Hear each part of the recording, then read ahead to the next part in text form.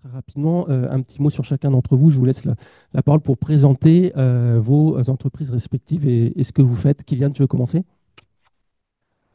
Bonjour à toutes et à tous. Kylian Vermeer, je suis cofondateur et CEO de Golem.ai et on construit une technologie d'IA qui traite tous les flux entrants. Plus de la moitié de nos clients sont dans l'assurance aujourd'hui. Alors j'ai beaucoup aimé l'intervention d'avant parce qu'en fait c'est beaucoup le sujet sur lequel on travaille. C'est-à-dire que d'un point de vue technologique, on a construit un système d'IA neurosymbolique, donc qui vient combiner les deux types d'IA qu'on a vu dans le tout premier graphe, justement pour répondre aux risques, notamment sur le fait d'avoir un processus explicable, démontrable de bout en bout. Et ensuite, d'un point de vue métier, ben, on traite tous les flux entrants, les sinistres, les souscriptions, etc. et dans tous les secteurs.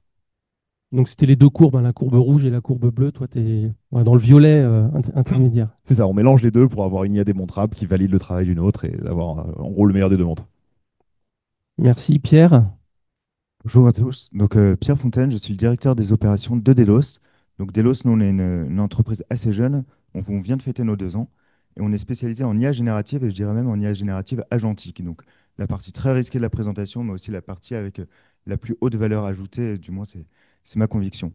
Nous, Delos, on a commencé, en fait, notre premier client, c'était Allianz, qu'on a accompagné dans sa stratégie en IA générative dès 2023, à définir des cas d'usage, à poker, ce qui effectivement se fait assez rapidement, mais également à passer en production. Donc ça, c'est un vrai enjeu de passer du POC à la production. Je pense qu'on aura l'occasion d'y revenir dans ce qu'on va dire. Mais il y a effectivement beaucoup d'étapes à franchir quand on parle d'IA pour passer un système à l'échelle. Et c'est quelque chose sur lequel nous, on travaille depuis le début pour pouvoir passer ces systèmes en production et que ce soit utilisé. Merci, Pierre. 2 ans d'existence. Alexandre, quant à toi, je crois que tu es un Un peu plus dinosaure. ancien. Tu me disais que tu avais fêté un. Un, deux, trois. Ah, c'est bon. Oh, parfait. Un dinosaure. Nous, ça fait 10 ans, loin des 2 ans. Donc, nous, on a commencé un petit peu il y a très longtemps sur tout ce qui était l'IA, justement, avec le fameux machine learning, etc. Comme l'a très bien démontré tout à l'heure Françoise. Nous, ce qu'on fait, c'est très simple. On a créé une plateforme de triage des sinistres automobiles. Donc, un triage en 2 étapes. Tout d'abord, l'identification de la fraude.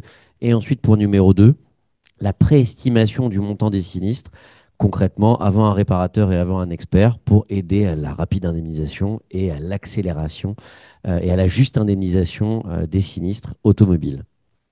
Alors, merci Alexandre. Je vais revenir à toi ensuite parce que tu es un peu le pure player de la bande, très, très focus assurance. Mais effectivement, Pierre et Kylian, vous avez aussi des activités dans d'autres industries que l'assurance. Et c'était intéressant d'avoir un peu vos perspectives. Qu'est-ce qu'il y a de différent dans l'assurance? Qu'est-ce que vous voyez dans d'autres industries? Quelles sont les particularités? Voilà, quels sont un peu vos retours d'expérience entre l'assurance et d'autres industries? Effectivement, donc nous, on travaille notamment dans l'industrie et dans le luxe. Et ce qu'on constate en assurance, c'est qu'en fait, les assureurs, ça va être des grosses entreprises. Des grosses entreprises, ça signifie que quand on passe des projets en production, on va traiter énormément de données, donc des flux massifs. C'est-à-dire que si par exemple, bah, là, je travaille en assurance vie, donc on gère des actes ou par exemple du rachat total, du rachat partiel. Entre, Dans des plans épargne retraite, hein, c'est ça, tu me disais, alors, ou de l'assurance vie. non, dans En général. l'assurance vie. D'accord, C'est assurance aussi vie. du plan d'épargne retraite, mais là, je prends un exemple dans l'assurance vie pour faire du rachat total, du rachat partiel.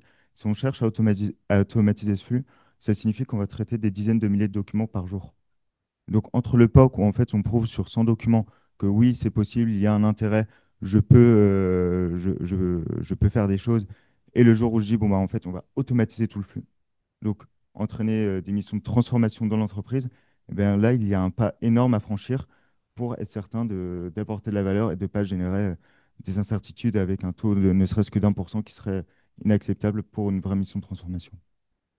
Kylian, quant à toi, quelle est ta perspective sur les assureurs? Ils sont devant nous, beaucoup d'entre nous sont là, hein, tu peux passer des messages.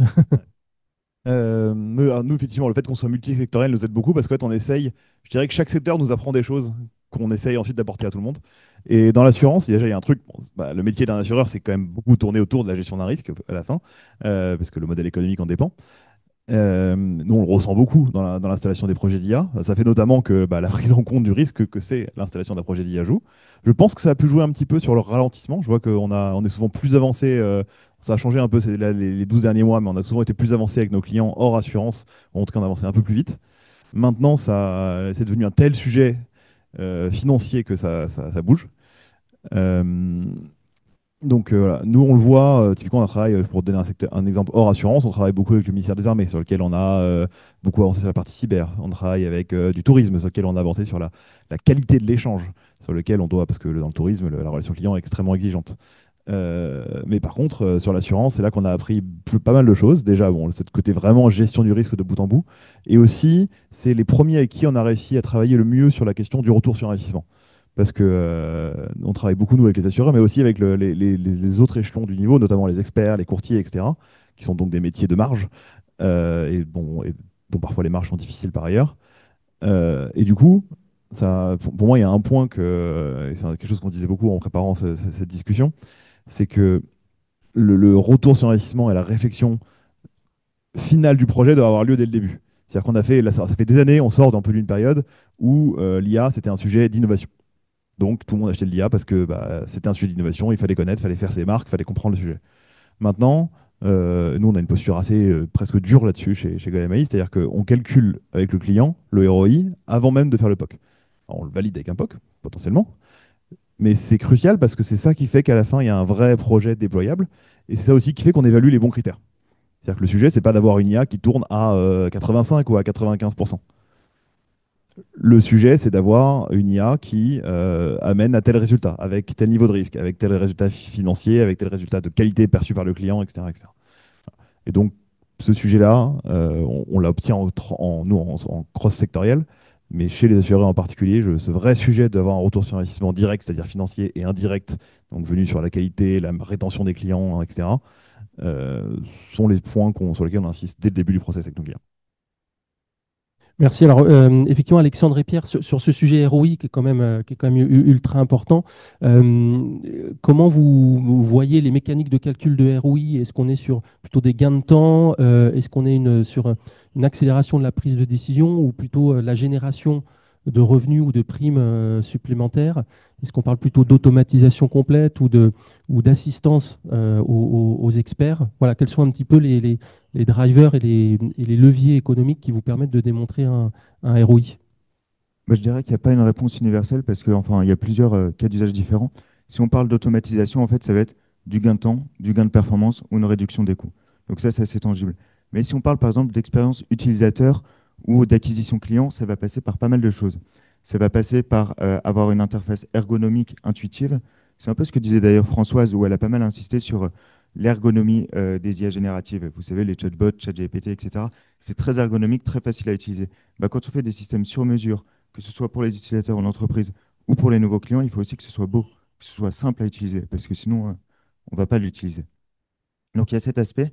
Il y a aussi l'aspect lisibilité. Par exemple, bah, en France, on sait que le français moyen, enfin, si on peut prendre un persona de français moyen, il connaît mal les produits d'épargne, il connaît mal les produits d'assurance. Et même moi, avant de travailler dans l'assurance, j'avais du mal à m'y repérer dans les PER, les assurances vie, etc. Tout ça, c'est assez complexe et on a du mal à voir ce qui nous concerne. L'IA, elle peut permettre de vulgariser, de personnaliser ces produits. Et là, il y a un vrai gain qu'on peut constater. Enfin, on le sent bien que, c'est-à-dire, je comprends mieux le produit, l'IA m'aide à mieux le comprendre, donc c'est quelque chose de bénéfique, mais j'ai du mal à l'évaluer. Quels sont les KPI que je vais utiliser pour dire, bon, bah, là, ce client, il est venu chez moi parce que, par ma démarche, parce que je lui ai proposé, il comprend mieux les produits que je lui présente, et donc l'intérêt qu'il a. Ça, c'est assez difficile à apprécier dans une démarche telle que tu proposes, Kylian, enfin, qui est tout à fait pertinente. Mais quand il y a de l'humain dans la boucle, eh bien, on peut mettre des indicateurs, mais il faut aussi, on va dire, vérifier par l'expérience. Donc, on prend un groupe d'utilisateurs, on leur met la solution, on fait de la B-testing. Il y en a qui l'ont pas, il y en a qui l'ont. On voit si on augmente les ventes sur ceux qui utilisent l'IA. Si oui, eh bien, on passe en production et on élargit. Toi, Alexandre, comment tes clients mesurent sur ton use case voilà, très spécifique? Alors, justement, nous, on a deux cas d'usage assez simples. Le premier, tout d'abord, c'est tout ce qui est lié à la souscription automobile. On travaille beaucoup avec du direct parce que justement, l'assurance directe fait en sorte que il faut quand même limiter au maximum les coûts et on est quand même beaucoup sur un coût d'acquisition. Et ce coût d'acquisition, comme l'assurance n'est pas assez cher, enfin, et pas très chère et abordable en tout cas. Donc, elle doit être rentable pour l'entreprise. Donc, sur la souscription, nous, typiquement, on permet de lister l'ensemble des dommages déjà présents sur un véhicule. Donc, voilà une petite utilisation concrète. Ensuite, on a un autre aspect qui est assez intéressant sur la déclaration de sinistre. Concrètement, et toujours beaucoup dans du direct, hein, euh, on permet tout simplement de fiabiliser le gré à gré. Alors, je ne sais pas si peut-être certains d'entre vous, probablement, sont totalement au fait du gré à gré, mais le gré à gré, pour ceux qui ne savent pas nécessairement, c'est tout simplement des sinistres dans lesquels vous avez la capacité d'aller indemniser directement votre assuré. Et donc là, à ce moment-là, dans beaucoup de cas de figure, notamment en auto, parce que nous sommes un pure player de l'automobile aujourd'hui, ben, on découvre que quand on se retrouve en dessous de certains niveaux, notamment par la convention IRSA, sur des conventions d'indemnisation, on se retrouve qu'en dessous de 850 euros, vous n'avez pas besoin d'expert. Donc, il n'y a pas de gardien du temple. Donc, quelqu'un qui vous envoie une photo générée par l'IA peut potentiellement se faire directement indemniser par vous. Et donc, justement, nous, voilà comment est-ce qu'on va apporter une valeur et la capacité de pouvoir rassurer et assurer l'assureur qu'en effet, il indemnise bel et bien un sinistre qui est réel et qui existe.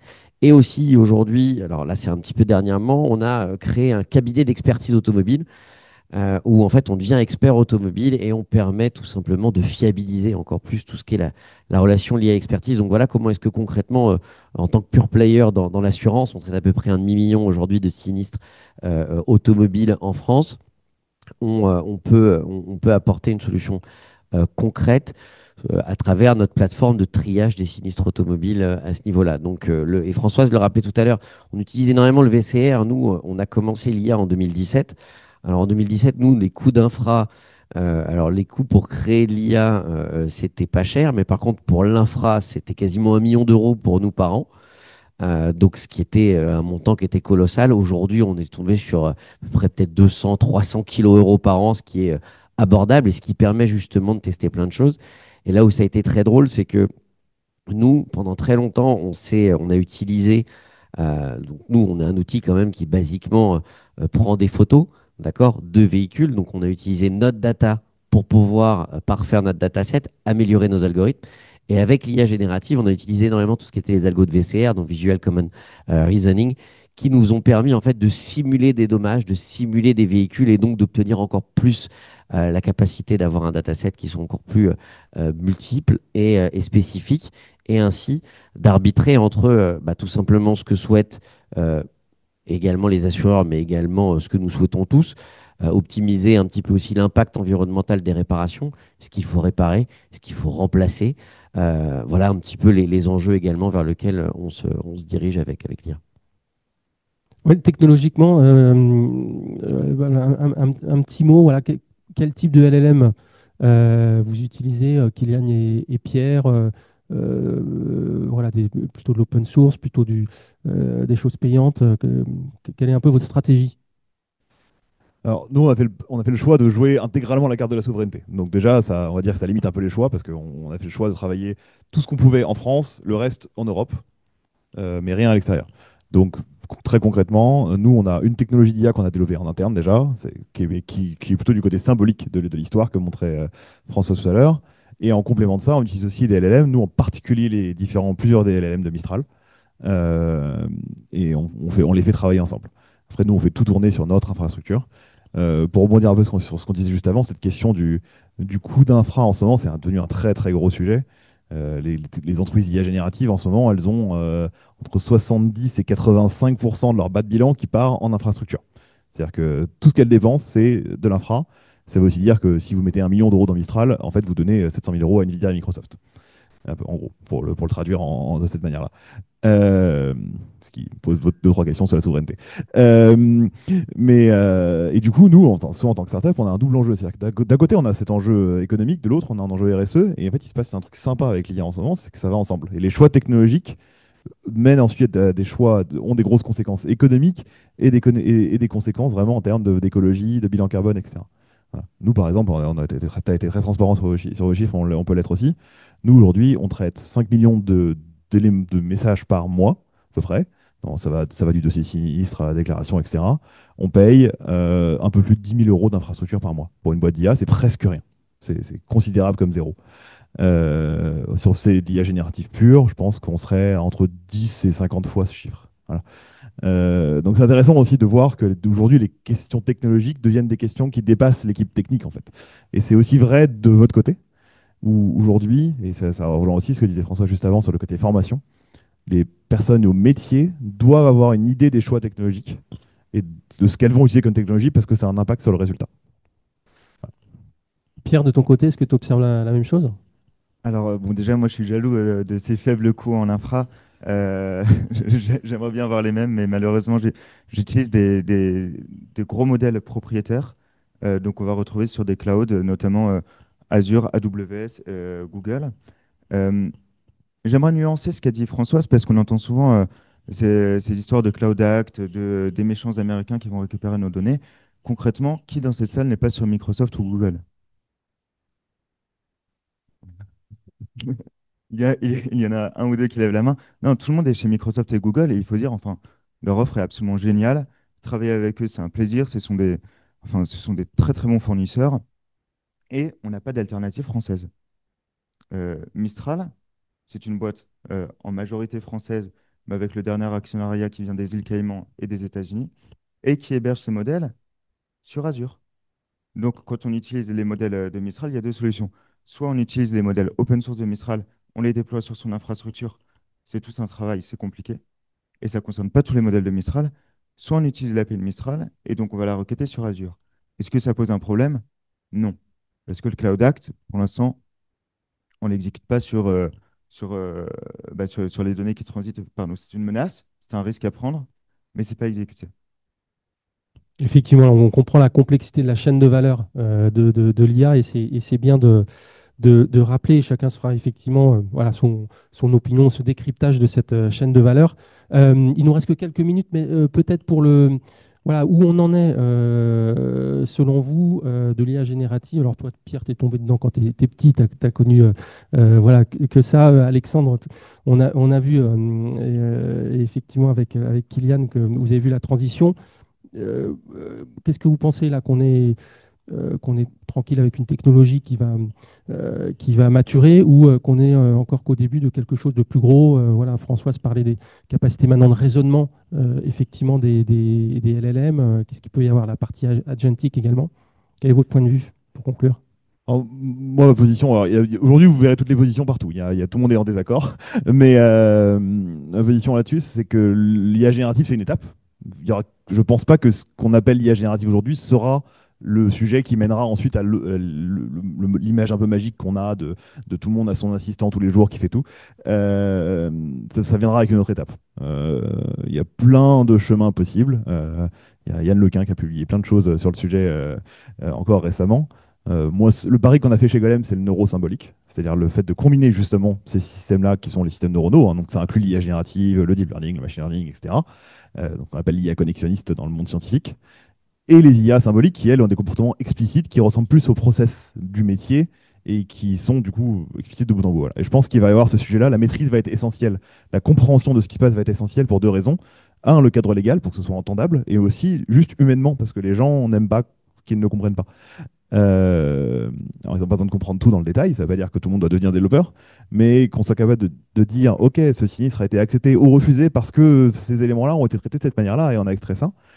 Déjà, l'AI Act est en train de l'encadrer légalement en ce moment, mais en plus de ça, voilà, je pense que le sujet va être social avant tout, c'est-à-dire que pour que les gens acceptent la transition, il va falloir qu'elle se fasse déjà avec les humains et pas à la place des humains, et en plus de ça, qu'elle se fasse d'une manière qui soit voilà, acceptable sur tous les plans. Pierre et Alexandre, sur quoi vous allez travailler? Et puis après, on prendra, si on a le temps, une ou deux questions du public, peut-être. Euh, Bah, moi, il y a une conviction que je partage avec Iliane, c'est que l'IA, c'est pas quelque chose qu'on va imposer aux utilisateurs. Les utilisateurs, ils y vont naturellement, ça passe par l'ergonomie, on a déjà eu l'occasion d'en parler. Ils y viennent aussi pour des sujets de performance. Enfin, il faut que l'IA apporte quelque chose. Et c'est tout ce que disait Françoise. Quand on développe des systèmes et qu'en fait, on voit qu'on a fait un beau système, mais il faut vérifier ce qui est produit, il faut vérifier qu'on a des gains, il faut être certain de la qualité de ce qui est généré, et bien finalement, on abandonne. Quand on n'est pas convaincu qu'il y a une vraie valeur ajoutée. Donc ça, c'est quelque chose qu'on voit pas mal avec l'IA générative. On croit que c'est tout beau, que c'est magique, etc., que c'est parfait, parce que c'est écrit sur un ordinateur et on a toujours quand même ce biais psychologique. On se dit, si ça apparaît sur un écran d'ordinateur, c'est que c'est sans doute vrai, parce que tout ce qui est bien tapé, c'est vrai. Eh bien, quand on creuse, quand on voit ces hallucinations, eh bien, effectivement, on voit que l'IA générative, c'est pas encore quelque chose de totalement abouti. Je suis d'accord avec Kylian qui dit d'une certaine façon, faites attention au mirage. C'est vrai, l'IA générative, c'est un mirage. Et il faut mettre en place des mécanismes qui permettent de pouvoir s'assurer que ce qui est écrit, généré, proposé, soit fiable, soit vérifiable et puisse être nuancé par l'utilisateur. Ça passe par de la formation. Et d'autant plus dans l'assurance. Dernier mot? Mon micro, j'ai une histoire d'amour avec mon micro aujourd'hui. Non, non, oui, totalement. Pour reprendre tout ça, il y a peut-être une chose qu'il faut dire, c'est bon, au bout d'un moment, on est tous des entreprises, on a tous un client, on a tous quelqu'un qui a un besoin, il faut qu'on lui réponde. Après, la manière dont on lui répond, plus ou moins vite, plus ou moins rapidement, le prisme, c'est quoi? C'est quand même l'expérience. Et ça, c'est une chose aujourd'hui qu'il faut qu'on garde en tête. C'est quand même, voilà, le pourquoi, le fameux why, est-ce qu'on utilise quelque chose? Et je pense que c'est ce que voulaient dire également Pierre et Kylian, c'est que tout simplement, aujourd'hui, oui, l'IA va changer beaucoup de choses, certainement, mais elle ne va pas nous retirer quelque chose. C'est notre expérience, notre expertise et la capacité que nous avons à raisonner à travers une multitude de facteurs. Moi, par exemple, j'ai un exemple sur l'aspect de l'automobile. Euh, les modèles d'intelligence artificielle pour identifier des dommages sur une voiture ne voient pas à travers la neige. Ça vous paraît totalement logique, mais oui, elle ne voit pas à travers la neige. Et voilà en quoi est-ce que tout simplement on trouve des limites aussi. Et l'expérience, c'est que y a de la neige sur la voiture, faut enlever la neige sur la voiture. Et ça, l'IA, quand elle est sur votre téléphone, elle va pas enlever la neige sur votre voiture. Donc voilà un petit peu des exemples concrets qui nous rappellent que finalement, oui, en effet, ça peut faire le café, mais il faut toujours mettre la dosette.